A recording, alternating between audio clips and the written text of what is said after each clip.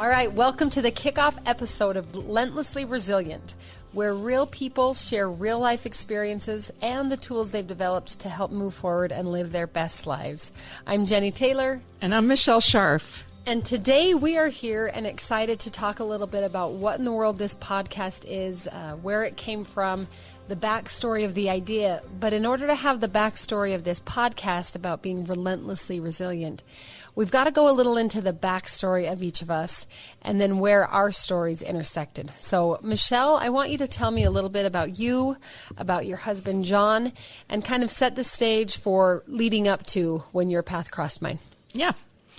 So a little bit about me. My name's Michelle Scharf. I already said that, but I was working in politics. I was a lobbyist, and I've worked on several campaigns in the state of Utah. A member of a little political group where we talk about guns, bacon, and Diet Coke. Social media political group, right? Not like a political party. Oh, yeah. Yes. Let's clarify that. A social media group. And you know, I was a member of that group, and just a lot of friends are in that group, and we just have a lot of fun and a lot of sarcasm and just silliness, bringing some joy to the political process, you know? Some levity. Some and levity, some bacon. Yeah, and bacon and Diet Coke. Can't forget, and guns. We can't forget any of those three. They're all very important in this group. Anyway, and yeah, life was good, and I was having a lot of fun in my job and in my role as a lobbyist. And I worked for a company that helps protect kids from alcohol, tobacco, gambling, pornography. And I felt good about the work that I was doing in the world. And I was married to a husband who was not politically active in any way. He's very conservative, more so than I am. And he appreciated what I did, but it was not the world he wanted to play in at all. And so our story really gets started in my junior year of high school. That summer, I had been dating a guy, the basketball, soccer player, baseball guy from high school. And we broke up that summer. And all year long, there was two girls in one of my classes, and they were best friends. One was Janelle, another one was Janelle. Like it's a little tricky. Yeah, J-A or J-E. And they would say, Michelle, we met this guy. He lives over at these apartment complexes. You and him are like a match. Like, you're a match. Your sense of humor, your silliness, like, you guys are a match. I had no interest because I was dating the jock in the high school, you know? And so we had broke up, and I decided, I'll go see if that guy still lives over there, see if I can find him. So one day I took a girlfriend. We drove over there, and they had broken up with their boyfriends, but their boyfriends were actually having a party in their apartment, and the door was open. We walked in, and we kind of just joined the party. And my girlfriend was busy talking to some of the other people, and I sat on the couch, and this man walks past the door, and I'm like, wow, he was kind of cute, you know? And he comes back around, and he walks in, and he stands in the doorway, and he looks at me, and he said, "You're the most beautiful woman I've ever met." And he swept First words out of his mouth. First words. And he literally swooped me up off the couch in his arms and started carrying me to his apartment. I don't recommend this for anyone that's listening, and any 17-year-old girls, do not do this. Yeah, the mom in me is going, and you left that party, right? That's when you left the party? That's when you called mom for a ride home from the party? That is not what happened. And we were halfway to his apartment, and I said, "Where are you taking me?" And he's like, "I'm taking you back to my apartment." And I'm like, wait.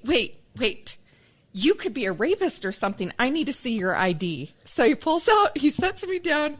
He pulls out his ID. I look at his driver's license as if it's going to say, I'm a rapist. Anything? It verifies absolutely nothing. And I end up going to his apartment, and we end up spending about 4 hours talking. Before I left, the girls had told me two things about him. the only two things that they saw as bad things. They said, well, you know, he is so fun and he's got a great personality, but he only has one eye, and he is a Mormon.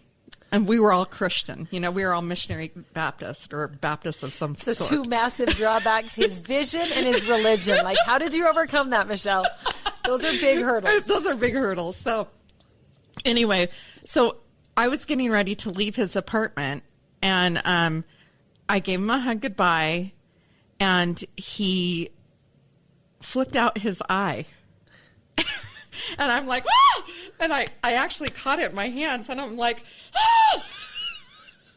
And he liked to play that game with people. That was just kind of like his... who else can, right? Right. Yeah, Because I that's can take his my like eye out. silly eye breaker. And I realized, this is the guy. This is the guy the girls have told me about, you know? So, anyway, we had a laugh and we talked a little bit. And before I left the door, he's like, will you marry me? And I laughed at him and I said, no, you know, and I left. Didn't see him for a couple weeks. I ended up going back over to his apartment. He had all these sticky notes. If the girl comes by here that was at he couldn't remember my name. So he had lots of descriptions. And there was like probably, I wish I kept them all. There was like probably 200 sticky notes just smacked on top of each other all over his door. So I had to kind of decipher which one was the last one that was put on it, because he'd leave me where he was. And I found him. I tracked him down and I found him. And it was just cool. He asked me again that day to marry him. And I knew the night that he asked me that I would marry him. In fact, probably within an hour of being in his presence and talking to him, I knew he was the one I would marry. For 100% sure. I could have told him yes that night, but I wasn't going to. But let's take some time and develop this yes. thing, right? Yeah. And I'm going into my senior year. I'm 17 years old. I'm young, you know. This is insane. I don't want to get married. So tell me, you marry him because obviously this is your husband. Yes. You marry him. What does life look like? We had a good life. So this was out in California, and we had a good life. We bought our first home within 6 months. John was a builder, and he remodeled that home. We did it. We worked on it together. It was in the ghetto of Sacramento, and we ended up flipping that and then moving to a very nice part of Sacramento, brand new home. And then we had our first child, and we ended up moving to Utah. And we built a really good life here, too. We had to start all over again. We bought a house that was really abandoned for like 30 years. It was dilapidated, and we were living in it and remodeling it while we had a young child, and I was going to... Sounds exhausting. Yeah. I was going to massage therapy school, and then I started practicing massage therapy, and he was building his company, and we raised our kids here. We ended up having 3 more children.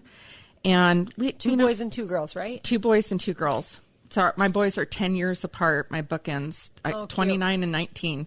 We've always called them our... And 2 girls in the middle. 2 girls in the middle. 25, and she's getting married in a couple weeks here, and 19. Okay. And, she's 22. And so, yeah, we had a good life, and we built a beautiful life together, and it wasn't always easy. We were a married couple, so there was times of strife and fighting and kids and drama and, you know, all the things all the that real happen. Stuff. All the real life stuff. But overall, a good life. A good life. A good marriage. You've got 4 healthy kids. Mm-hmm. Financially, you're at least doing all right. We're doing fine. You've got a place to live. Mm-hmm. Things are good. You know, he was in construction, so let's just say... Ebb and flow. Ebb and flow. You know, it's feast or famine. Yeah. And so 2008 was pretty hard on us. We had to sell our dream home. We had built another home after the home that we remodeled here. And built our dream home, but then 2008 hit. We had a 10-year fixed mortgage, but then they changed all the lending laws, and self-employed person with a non-stated income couldn't get approved. So we couldn't even move our 10-year fixed to 30 years so we could manage the payment. We ended up having to sell that home so we could just preserve what equity was in it. You know, we had our struggles. Sure. Like we had Yeah, there's high no highs and Pollyanna low lows. picture perfect. No. But a real life. You had a real Yeah, life. we had a real life. That's Yeah. overall a good life, and it's Yeah. real. And John, he, as passionate as he was about building, and he was excellent at what he did, he was also adrenaline junkie. He had raced cars when he was younger. And when my third child was born, he decided that he wanted to start racing cars again. And so he bought a race car, which was not, you're looking at me like, well, how did that go over? Not well. Not well. I was the mother. Did he put like 3 little car seats in the back row when he went to the track? Yeah. Sure, honey. This is a great family-friendly activity. Yeah. So this is how he sold it. Funny you should bring that up. Ha ha. Our son was 8. He also bought him a race car. Oh, of course. So they raced together, and I would take the girls and Fathers and sons. Yes, and we'd go racing, and that's what we did. We traveled all over the country, really. He raced in Oklahoma and California and Las Vegas and here locally in Utah, and he was good. He was a solid second place finisher. Solid second. I'll take it. Silver looks good on a podium. So you've got this good life, this happy, adventurous life. Obviously, things take a turn for the worse. Yep. A little after that. So tell us, bring us into kind of that tragedy and the experience that you guys had. Kind of walk us through that for a bit. Well, it was in the summer of 2016. We were working outside and building a huge outdoor deck and patio area to extend our living area in the summer. And we worked together making it. I handed him the Trek boards while he screwed them in, forming the deck. And we had a lot of fun working together. And we were talking and planning our future. We were coming up on our 30th anniversary. So we planned our trip to Hawaii. He wanted to go to 3 of the islands. He had specific things that he really wanted to do. I was excited about that. We hadn't been to Hawaii since our first son was 4 months old. I was looking forward to going back and spending time there. And so we talked about vacations. We talked about our children were growing up, and we were going to soon be empty nesters in the next couple of years. And so we were getting ready to plan our next 30 years. And we talked about the vacations that we would take together, the things that we wanted to do together. And we dreamed about having our family over for those family parties on this outside deck space that we created, which was just amazing and beautiful. So we pretty much finished that deck in September of 2016. So it was Labor Day weekend. And we worked really hard to wrap it up because, of course, it's Utah. Here comes the weather. Here comes the weather. All and construction has a race. Right. So we were painting the outside skirting, and we had finally just finished treating all of the wood and starting to move furniture in. And it was Sunday on Labor Day weekend. And he got up and took a shower. And when he got out of the shower, he came around from the bathroom door and he got my attention. He said, "Michelle, I need you to get dressed right now. I need you to take me to the hospital. I can't take this pain any longer." And he had been complaining about pain for a long time. And he was going to the doctor for 18 months and saying, back pain, muscle pain, headache, back pain, leg pain. He was having shooting pains in his legs. He was having back pain.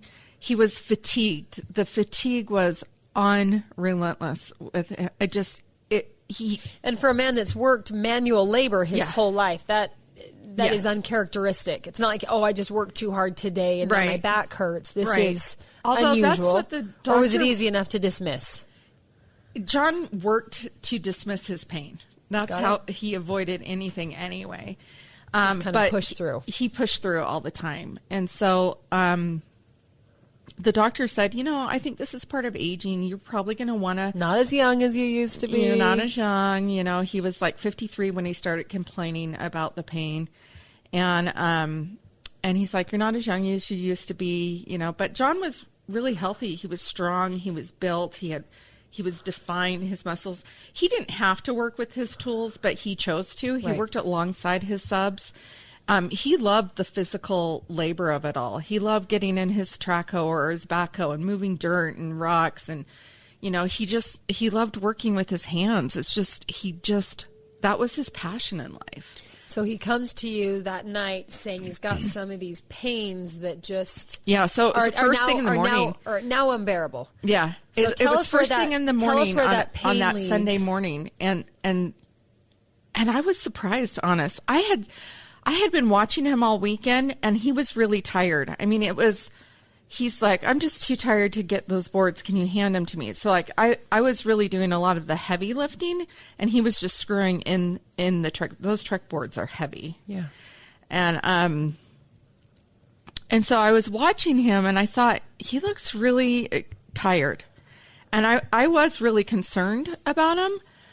But when he got out of the shower on Sunday morning, he had not complained about pain. And he said, I need you to take me. I cannot take this pain any longer. I knew it was that moment when you're looking at your husband and he's telling you, you have to, this is a man who will not go to the hospital. And I could tell you 10 stories about times where he refused to go and nearly was dead. Carbon monoxide poisoning, electrocution. But now he's saying, this is too much. We're going to the hospital. So for this man particularly to say, I need to go, I need you to take me to the hospital, I knew immediately we are in trouble. Something is not right. All right, hold that thought. We're going to pause for a minute and go to a break and then come back and hear what you found out at the hospital, where that led, and then I'm going to jump in and tell my backstory, and then we're going to get to the point where these two worlds collide in a really unpredictable, probably undesirable way, and yet we are going to make it work. So hang on, we'll be right back. All right, and we're back, and Michelle is giving us her backstory, painting this picture of this lovely, adventurous, though up and down life, and her husband, who strong construction worker, physically in great shape, has gotten out of the shower the Sunday of Labor Day weekend and said, okay, honey, we got to go to the hospital. I need you to take me. This pain is too much to bear. Michelle, you said in that moment you knew we're in trouble. So tell us where does that conversation out of the shower lead over the next several months? Where does that take you? So we went to the hospital, and he was in excruciating pain. They ran a bunch of tests. They suggested that he needed an MRI, but explained to us that staff was gone because it was Labor Day weekend, and they would be calling him in the following week to get an MRI scheduled, because you can never get the answers. Could you when just you need push them. pause on that pain for me, please? It's a holiday. Right. I know, right? So they ran all these tests, and they got the MRI scheduled. One thing that did happen when we were in the hospital is he needed to get up and use the restroom to give them a urine sample. And while I was in there, I noticed he was having a hard time urinating. Like, it very slow and very painful. And I was like, you know what? How long has this been going on with you? And he's like, oh, it just happens sometimes. And he was a little bit embarrassed about it. And I thought, this is weird. Something is like, I know enough about medical stuff. I have enough medical background and training.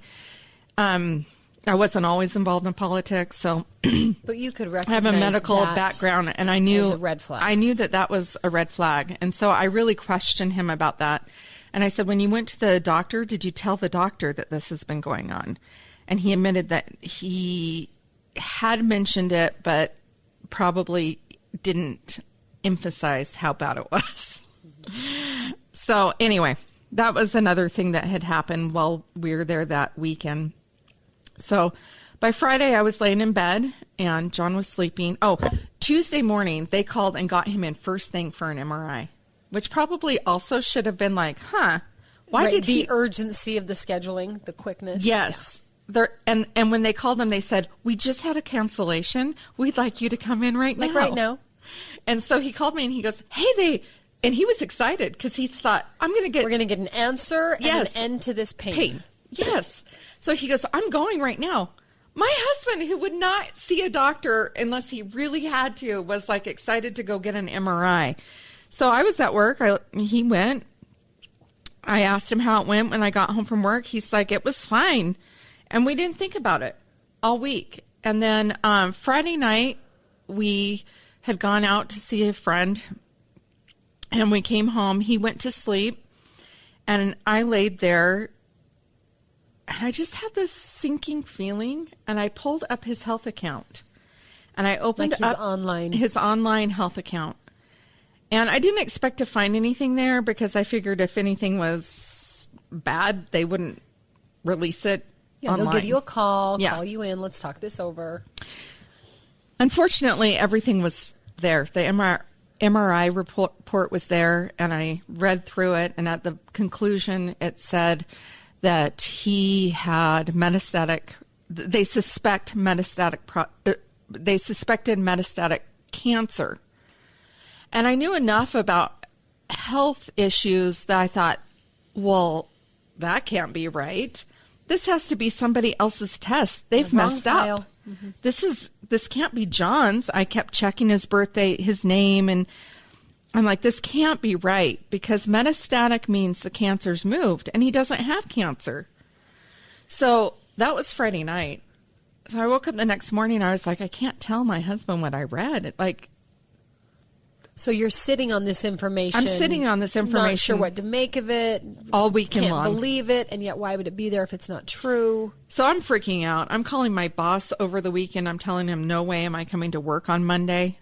I have to get answers.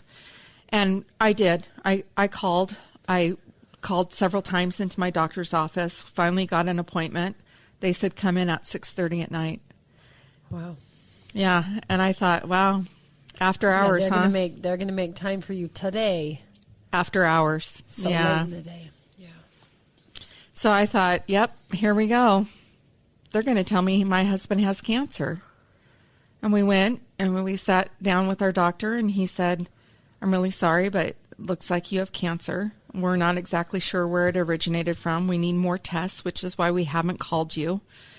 You shouldn't have been able to read that file. We're sorry. Surely it shouldn't have been able to be released. Yeah, it shouldn't have been able to be released. And,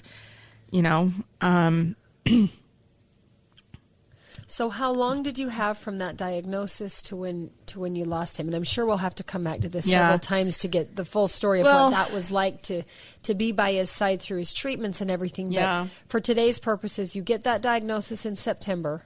Yeah. And then how long did they say he should have? How long did he really have? The doctor told us that day that it appeared that the cancer was in his bones, but they didn't know where it originated from. Okay. And so John was pretty adamant. He wanted a second opinion, and he wanted to go to the Huntsman Cancer Center. He just heard so much good Right. They've got a great reputation for the work they do. There's no question. Yeah, absolutely. And so once he met with his doctors and team there, he immediately felt that he was in the best of hands and that he had made the right decision in coming to Huntsman. And unfortunately, John did choose to continue treatment. Well, I shouldn't say unfortunately. John chose to continue treatment with the doctor there, but the reason he did it is because that doctor was very honest with us. And unfortunately, the unfortunate part of that was he said, you have prostate cancer, and it's metastasized. It's in your bones, and there is nothing we can do for you. We cannot. Wow, that's the diagnosis you get. That's he the says final we answer. cannot cure you. Oh my it's gosh. too late. And where it's at right now, it's gone too far. But there are things we can do for you. We can try to get this pain under control. We'll get you a pain doctor. We will get you in with a counselor. We will do. So they laid out a plan for us, and so we were told that he had maybe 3 up to 5 years to live. But indefinitely, this cancer is going to take his life. I mean, you knew that at this point. They're and telling you. He's saying you might get 3 to 5 years if you do treatment that will help prolong your life. But we can't guarantee how you're going to respond to it. Right. How those it's treatments react. are not easy on the body by any means. Yeah. So we did that. We did that for 6 months, hoping to prolong his life. And unfortunately, it stole his quality of life. And so within 6 months, John decided, I don't want to do this anymore. And I completely supported him in that choice. I was seeing how miserable he was. He needed to be able to be released from his body. So we took him off that treatment, and we decided to spend time with our family, enjoy whatever we could. We took trips. We created memorial videos and gifts for the kids. We spent whatever time we could left with one another. I did still have to work, but I was also working full-time when I'd come home and take care of him and do his cares and treatment, IVs. And we ended up having 22 months from the day that he was diagnosed until the day that he passed. Wow. So you didn't even get to that 3 years, 3 to 5. No. Michelle, my heart, I've heard this story before from you, and yet every time I hear it, when you hear someone who's gone through these tragic things, you think, oh, I can't even imagine what that would be like. And yet here I'm imagining what that would be like. And it breaks my heart for you, for your children, for your husband, to know he was dying. So many levels and so many discussions we can and will have in future discussions. If we look at my backstory, it's going to start kind of the same, and then it's going to end where we both end up as widows, and yet so different. So, Brent and I were set up on a blind date, so kind of like you with those girls, those girls saying, "Oh, you've got to meet him. You're a perfect match." Except ours was a friend of a friend who at the time was my husband's roommate, who was convinced he had found the male version of me.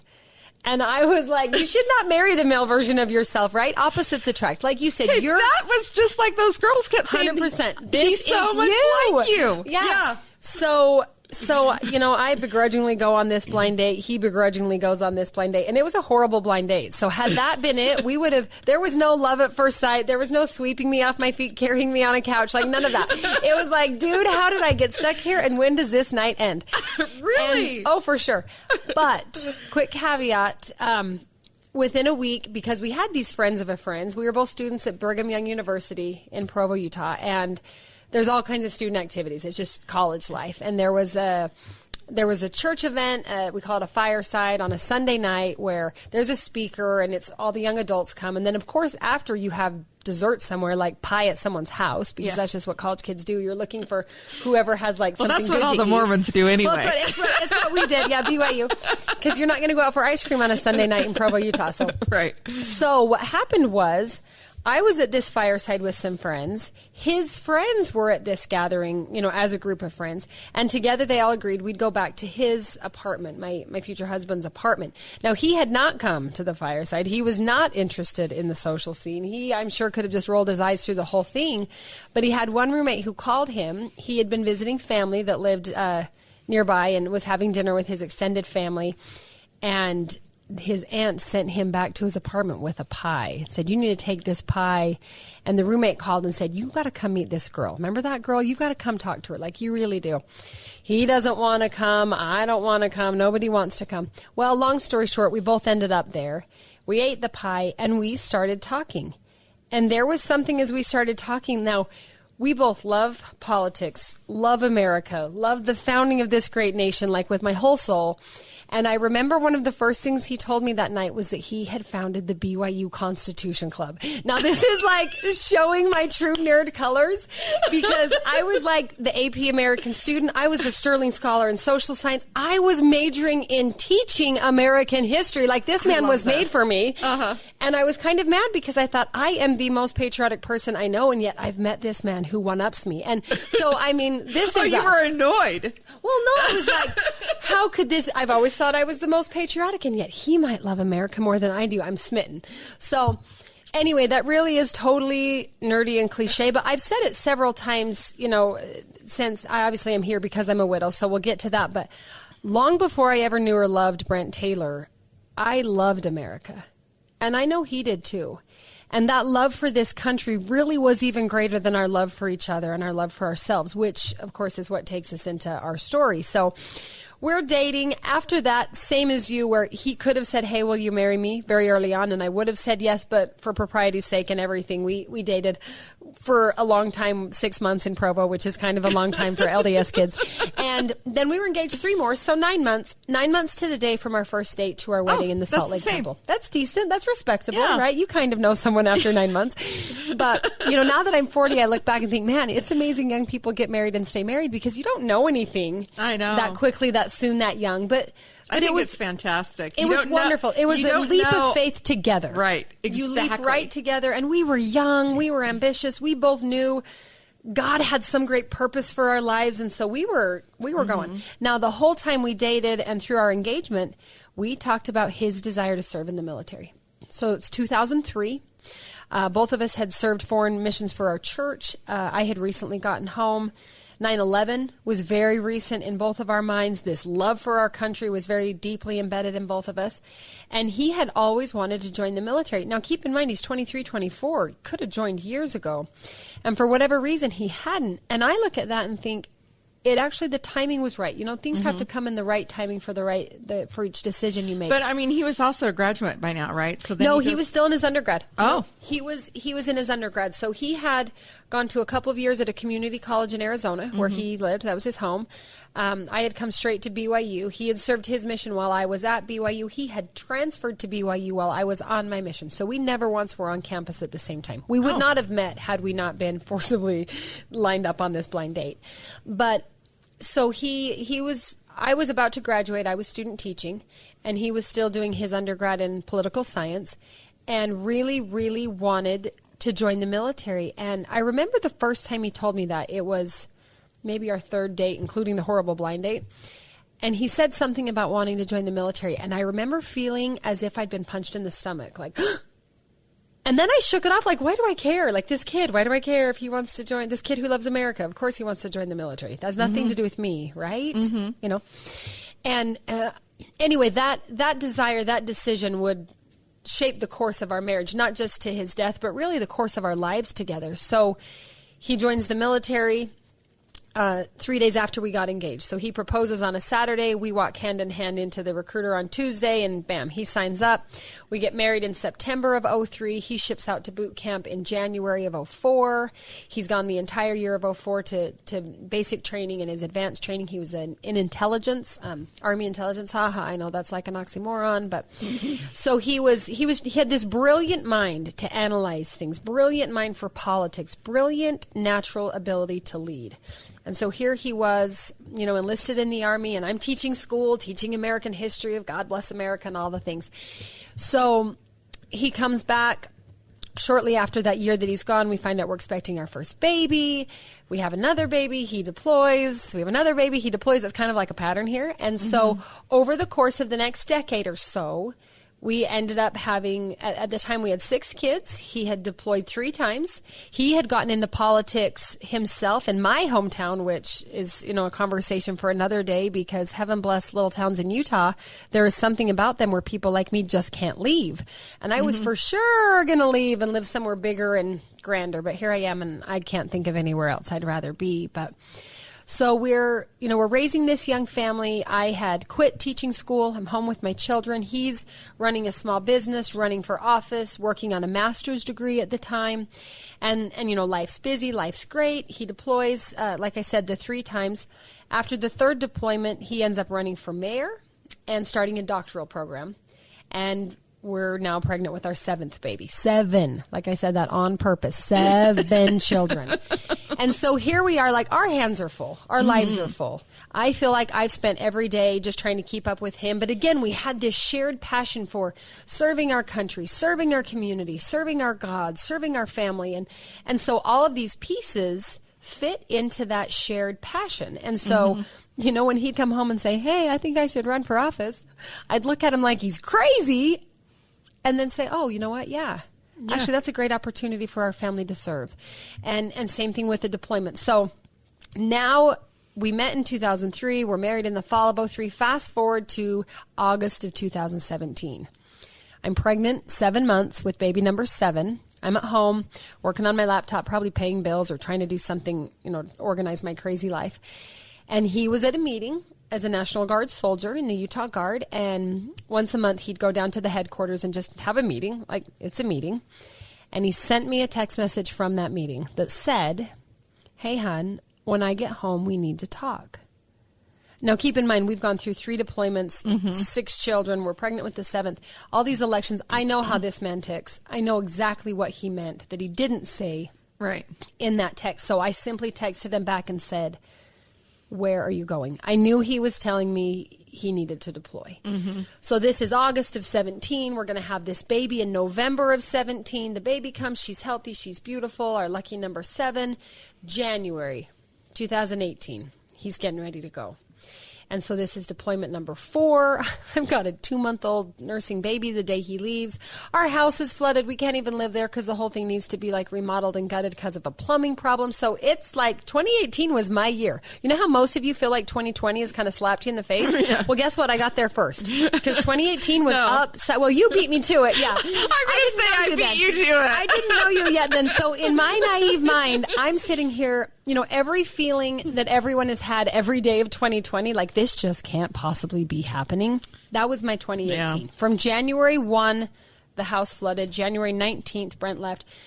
I'm just exhausted the whole year. We get to my birthday. Halloween. I am Halloween, baby. Yes. Oh, that's bright so orange awesome. hair. I have bright orange hair, so my mom calls me her little spook. So here I am, and I'm exhausted. I'm overwhelmed. My husband's deployed. I just cannot wait till he gets home. It's supposed to be a year, coming home in January. Man, we are finally on the final stretch. My mom and my mother-in-law convinced me to go away that weekend. One night, people.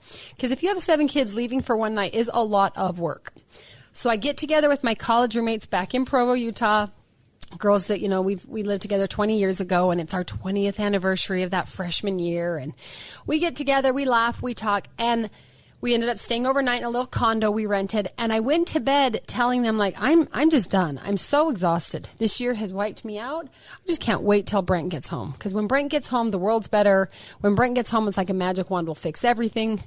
I mean, which isn't true, but in my mind it was, you know. When Brent gets home, the children will all sleep through the night perfectly and never disobey me. But so I went to bed that night just thinking, man, I just can't do this on my own anymore. Like this deployment, I've done other deployments. I've given birth before, but man, this one's been hard. So I actually went to bed feeling kind of guilty. Like, oh, I got to stop whining so much. Life's really good. I guess I shouldn't complain so much. And I kind of had that.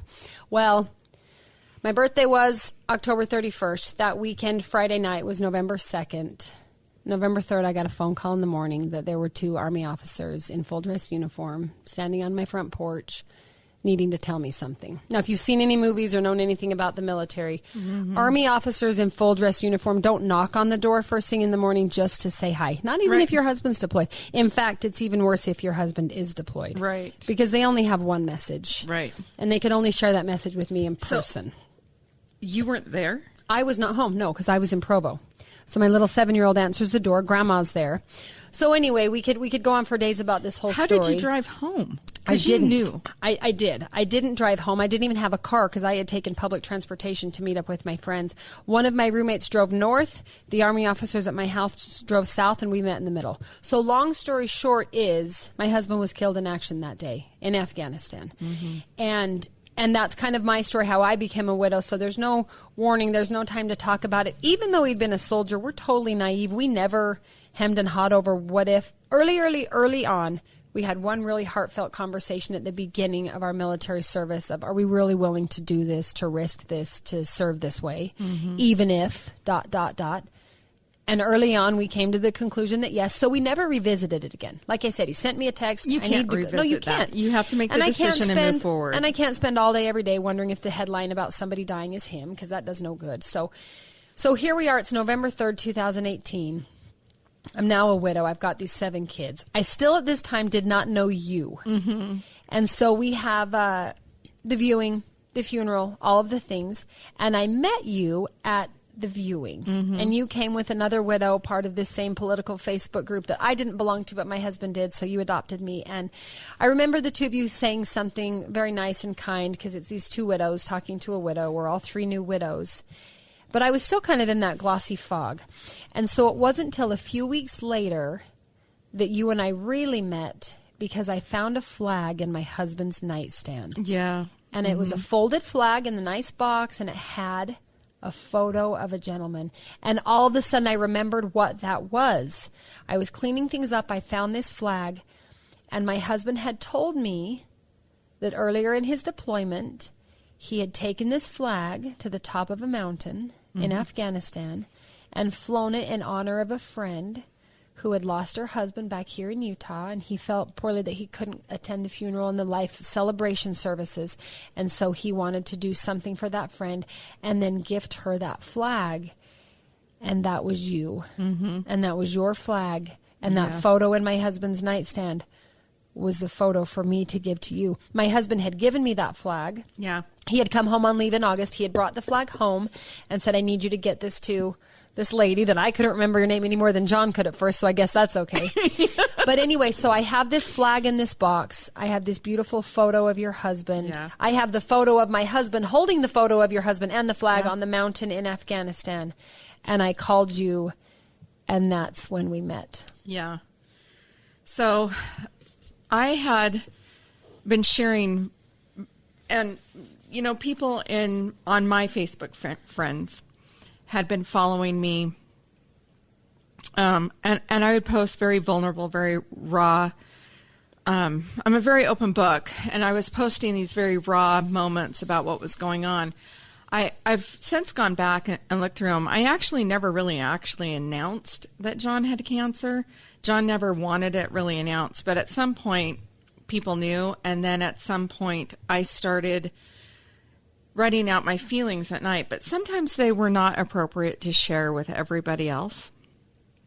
And so I'd post them in that group, and I'd say, I know. Kind of a safer place that's not fully public. A safer place. And, I think the first one I preference with, hey, I realize not everyone here is my friend, but I need to post this somewhere. I need to put these thoughts out there. I need to share these. I need to process this, and get outside of your head. I need some support, And so I would post in there, and that's where he was reading some real intimate moments of what was going on that nobody else really knew what was happening. Because, quick side note, you and my husband never actually met in person. You only knew through this virtual group of this friendship, this brother and sisterhood. Yeah, we tease each other on threads. But so it was nonsense. He's in Afghanistan, seeing you going through your own personal hell, and then he reached out to you. Yeah, he reached out to me. So it was August 3rd. So exactly 3 months before he was killed. And it was the day before my husband's life celebration. I'd woke up that morning, and I just thought, I can't do this. I cannot pull this off. I don't want to do this. John had died on July 17th, and then I went to Maui for 10 days because I felt like he was there, and I wanted to be close to him. And I feel like I did have some very tender experiences there. But when I had come home and I had done all of the preparations pretty much on my own, I had a couple friends that helped me with pictures and stuff like that. But, my kids are all young adults, and they all had their own stuff going on. I was doing this all on my own. So you're carrying this huge burden. Yeah. It doesn't really feel maybe as huge to me. I mean, I used to work for Senator Hatch. I was on the campaign. I'm used to doing multiple events and juggling all of that stuff. This is just one big event. But this just happened to have the emotional underpinning. Right. It wasn't just the event that was huge. Yeah. It was the emotion behind it. Yeah. So I woke up that morning and I received this message from Brent. It says, "Hi, Michelle. Although we don't know each other well, we are friends and always will support each other. And I've been watching all your beautiful and heartbreaking posts about John's passing and wishing there was something I could do to show my support for you and your family. I did not know John, but I can tell from what everyone has posted that he was a great man and a friend to all. As I am in Afghanistan, I won't be able to attend the celebration of life tomorrow, but wanted to do something from the other side of the world to honor your family and his memory. This morning I climbed to the top of, I have no idea. Gar. Mm-hmm. It just means mountain. Okay. Quick translation. It just means mountain. They call the mountain the mountain. Okay. In Afghanistan, and flew a U.S. flag from the peak in John's memory. Attached is a picture at the peak. If you would please send me your mailing address, I will mail the flag to your family. I wish you and your family healing and love tomorrow at the celebration of life. God bless, Major Brent Taylor." And I sat there on the edge of my bed, bawling my eyes out. And I responded to him. I said, "Oh my goodness, I am so touched. What a beautiful gift. Thank you." And I sent him my address. I feel so loved and protected in this moment. I am weeping tears. These were the two most important things John was concerned before leaving me, that I would feel protected and loved. And your husband, who you never met, who I never met, was the one who let me know I was still going to be okay and that there would be people to love and protect me. Wow. Now that we're both crying, I love this. We're going to take one more break and then we'll come back quickly and tell you what it is we're going to do with this shared connection, this passion, this laughter, these love, these tears, and why it is we've decided to start this podcast called Relentlessly Resilient. All right, so we've shared with each of you a little bit of our backstory, the intersection of our stories. But Michelle, let's tell our listeners why it is we've got this podcast and what it is we hope to do or accomplish by sharing these stories through this podcast. So I really wanted to do something for John, and I've thought about, like, a lot of widows will create a foundation or write a book or whatever, and I do want to write a book, but I don't necessarily want to have a foundation that has to manage my life, and so that's not something I'm interested in. A lot of people wanted to do podcasts with me because of my political involvement, and I just don't have any interest in having a podcast about politics. So I had been thinking about it, and then all of the craziness started in Salt Lake, and the National Guard was deployed. I've been watching you. I had felt this connection. In fact, when he was being deployed, I'd felt this connection that you and I would cross paths. I just had no idea. And it's how probably that better would we happen. didn't know that. Ease into it, Michelle. Yeah, right. I had no idea how this was going to play out. And so we go down there. I get this call that, they could use some, like, Gatorade, and I, boom, make it happen. And then you were like, well, wait a minute. I want to be involved in this. So we meet down there, and I just realized, like, it's Jennie. I had been having this idea for this podcast, and I knew just being around you, I'm like, oh, this is the perfect mix. Well, here's what I love about you, and it's probably what you love about me. We can both be real and raw. Like, yeah. I am all about putting your best foot forward. I'm all about overcoming trials, adversity, having faith, positive attitude, good karma, call it what you will. Yeah. But I think sometimes we make the mistake in our efforts to be positive and forward thinking that we gloss over the hard. And that doesn't do any of us any good, because then I look at someone, it seems their life is perfect and wonderful, and why am I having such a hard time? Yeah. So when you suggested this idea of let's talk about being resilient. Yeah. Resilience like a muscle that you have to work out. Resilience like a choice you have to make every day. Not like I'm sitting here smiling and laughing less than 2 years after my husband died because I'm just naturally better at that. Right. But because of choices we're making and tools we're learning to use. That's right. Tools that can be other people, tools that can be strategies, ways to process your thoughts. That Facebook group can become a place where you can vocalize the ricochet that's in your mind. So that's where we have this podcast now. We want to talk about not just being resilient. We want to be relentless in our resilience. We want to pick it up day after day after day. We want people to come in and share their stories with us in real, raw ways. But don't leave me there. Don't just tell me the horrible, awful tragedy, because, man, life is so hard. Yeah. Let's pick it up from there and talk about now what. And that doesn't mean you move on and shut the door. You move through it. Right. And, so when I pitched it to you originally, I'm like, I have this idea, but I don't want to stay in the tragedy. I do want people to talk about, okay, now what? How are they moving on? For me, I always said, okay, this is a bad thing. What good can come from it? Like, that is my number one resilient tool. And I've had it my entire life. I don't know where I got it. I don't know where it started. It's the same thing. It just is. Same thing I always say, everybody wants everything happens for a reason. I think we get to find and make reason out of everything that happens. Right. So I look for purpose in the tragedy always. That's just my go-to. And then the thing that was appealing to you is, number one, I love our country. I love our flag. I'm clearly patriotic. I care about country. I've been involved in politics. And we had this connection. But I also felt like you could bring in the military stories. There are so many incredible stories to be told by members of the military, survivors of those who have died in the military, those who are still alive and serving in the military. I mean, this less than 1% of our population that carries the other 99% of us through freedom every day. It's going to be so exciting. We're not just going to talk about widows. We're not just going to talk about people who have died. We're going to invite people to come in and share their real life story. Yeah. To be real, to be raw. We're going to invite people to share the tools and the tactics that they've found that have helped them, what they do when they relapse. Because even when you're strong and resilient, you have days where you're like, not today, or maybe at least not right now. And absolutely. And, here's the thing. I didn't start off my grief as strong and as noble as everybody thought. And we'll get into that later as our story goes.